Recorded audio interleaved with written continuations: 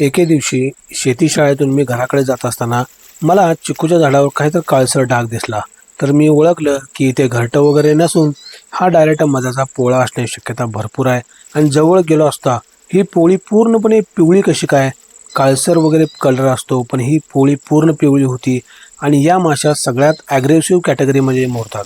हे बघा, मी हात जर लावला तरी मला एकही माशी चावली नाही. म्हणजे या माशा सगळ्यात आक्रमक असतात, पण मला चावल्या कशा नाहीत. बहुतेक ह्या आक्रमकपणा कमी आहे आणि ह्या मध काढायचा ब्लॉग आता आपण करायचा. चला, मुलांना घेऊन आपण लगेच 3-4 दिवसांनी तिथे पोहोचलो. पण त्या चिकूच्या झाडावर मला एक पिकला चिकू देखील सापडला. तो पूर्णपणे पिकला होता आणि तो खाल्ला आणि मुलांना घेऊन पुन्हा तिथे पोहोचलो मी. तर मित्रांनो, आपण डिग्रजच्या कृष्णाकाठी या ठिकाणी चिक्कूचं झाड आहे. हे बघा, या चिक्कूच्या झाडाला एक मध लागलेला आहे आणि त्या मालकांची आपला रिक्वेस्ट आली आहे की तो मध थोडासा हलवा आणि काढा. भर ऊन आहे. आता हे चिक्कूचं झाड आहे म्हणून सावली तर भरपूर आहे, पण बाहेर इतकं ऊन आहे, भयानक म्हणजे भयानक ऊन आहे. त्यामुळे पाण्याच्या बाटल्यावर घेऊन आलो आम्ही छोट्या. हे बघा, हे पहा हो, पहा पाणी प्यायसाठी. चला आता मी तुम्हाला झाडावर चढून मध दाखवतो कसा आहे तो. थांबा, रुक जाऊ, थोडा सबर करू. रुको, जरा सबर करो. आणि हा ब्लॉग करताना मला चप्पल काढावं लागणार झाडात जाताना, कारण की झाडाला पाणी पाजलेलं आहे आणि जिंबल मला सांभाळत हे काम करायचं आहे. एका हातात जिंबल आणि एका हातात मध कसा कापणार मी, हाच प्रश्न होता. म्हणून थोड्या वेळाने मी जिंबल पियुषकडे देऊ करणार आहे, पण तोपर्यंत जिंबल माझ्याकडेच आहे. ब्लॉगर जराच मत ब्लॉगर चढा लागल्यात अशा तऱ्हेने. चला मित्रांनो, आपण तुम्हाला मत पाहिजे असले की नक्की आम्हाला सबस्क्राईब करा आणि डिग्रजचा कृष्णाकाठी या चॅनलला सबस्क्राईब करा आणि सिनेमॅटिक पियुषला पण सिनेमॅटिक पियुषला पण सबस्क्राईब करा. सिनेमॅटिक पियुष, सिनेमॅटिक संस्कारला पण सबस्क्राईब. सिनेमॅटिक संस्कार आयडी तर आहे मम्मी, हे आहे आपली बॅकग्राऊंड म्युझिक त्याला डरावणं सीन.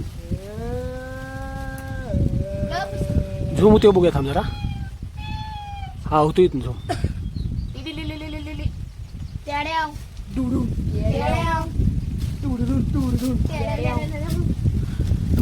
जिंबल डायरेक्ट मदत घालणार आहे. तो उभा राहील जरा एकतर.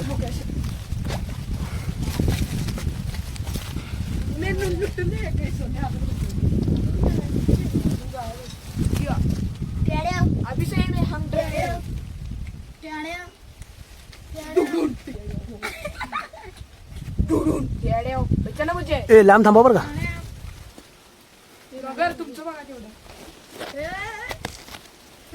अरे काय जिंबल फिरायला लागले धनादन. काय उलट तुमचं कसं फिरते की.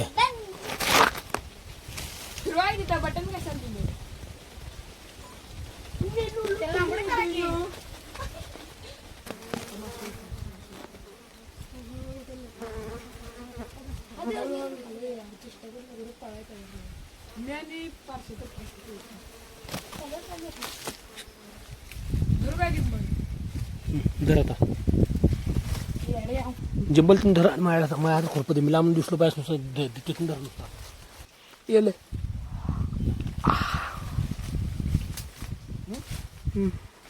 लांब करा, तिथनं कर. गोल फिरून कडे घेऊन केलं. अरे पाशे माशी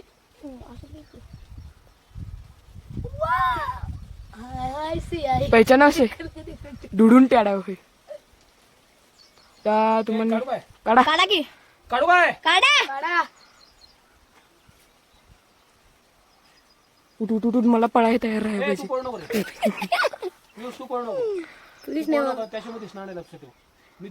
डुडून ट्याड जाऊ. अगा या इथं मध आहे, त्या तिथं बारीक काळ दिसते.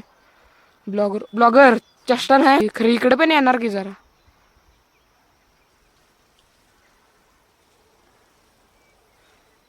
तयार राहा मित्रांनो.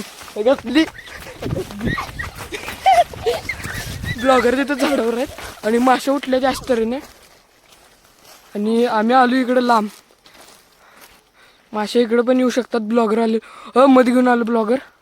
आज तऱ्हेने ब्लॉगर आलेले आहेत. रस प्यायला या म्हणलं ग माय. रस प्यायला दिसते का? रस प्यायला ये म्हणलं रस प्याय. हा हा हा हे बघा ती काढा मध मध आहे का? मग दिसते का बघा? हो ती किडा हे काढा की. किडा हे शपथ ती काढा की किडा.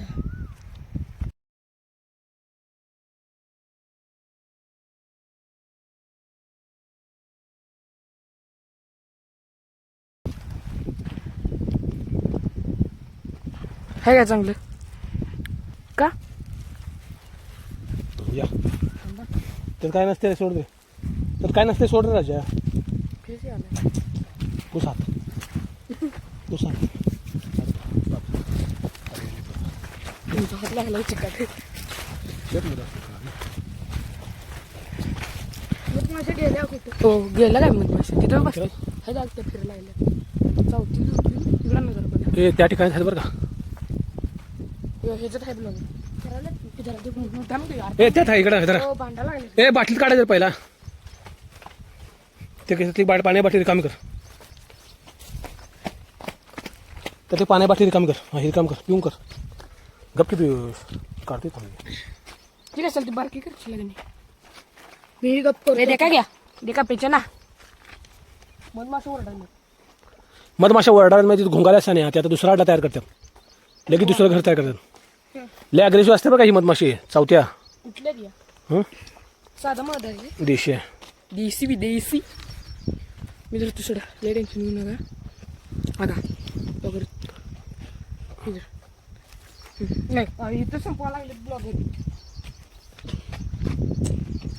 काय झालं? हां हे जरा इधर मी धरतो जिंबल. धर धरू जिंबल धर. जिंबल इधर नहीं ये देखा इसमें निकलने वाला हो अब. लांब लांब हे लांब धर. तू ऐसा में धर. जिंबल काय दनादन फिरलाय की. बाटलीत ओतून मग सगळ्यांना वाटायचा हा निर्णय साफ चुकीचा आहे. कारण की बरोबर बाटलीत पडणार झाले. इकडे तिकडे कुठनंही पडायला लागले. मग आता राहून देस, डायरेक्ट हातातच देऊ. हातात धर. हातात धर, हातात धर, हातात धर, हातात धर, हातात धर, हातात धर. यायला निघाला तरी एक तर व्यवस्थित राहावं. धर, सगळ्यांना दाखव. हे बघा चोरटी मला सोडून खायला. खा लो तुम्हाला नाही देना. धर तुला देतो, धर. देतो. ब्लॉगर सांगायचं असतं का गप्प चेष्टा करू राजा. बस बस एवढंच. तेवढाच आहे किती मध. ब्लॉगर सांगा की. ब्लॉगर झाला अजून. ब्लॉगरला बस सोड झालं. घ्या तिथे. मला